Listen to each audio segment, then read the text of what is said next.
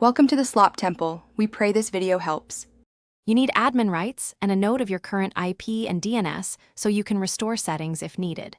First, open Settings Network and Internet, then click Status. Once there, scroll to Network Reset and click it. This prepares Windows to remove adapters. You're forcing a clean baseline. It removes drivers and settings so corrupted configs are cleared. Make sure all work is saved because Windows will prompt for a restart. Follow that prompt to continue the reset workflow. Next, open Device Manager and expand Network Adapters. You will right-click the problematic adapter and choose Uninstall Device. Check Delete Driver Software if it's corrupted.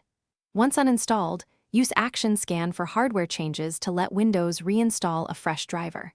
If Windows installs a generic driver that lacks features, download the manufacturer's driver and install it manually. This ensures full functionality. After installation, restart the PC so the adapter initializes with correct drivers and persists settings properly. After reboot, run command prompt as admin and execute netwinsock, reset then ipconfig/flushtons to clear socket and DNS caches. These fix lingering name resolution issues. Next, check Settings Network and Internet to confirm the adapter shows connected and test connectivity with ping to 8 and a domain name.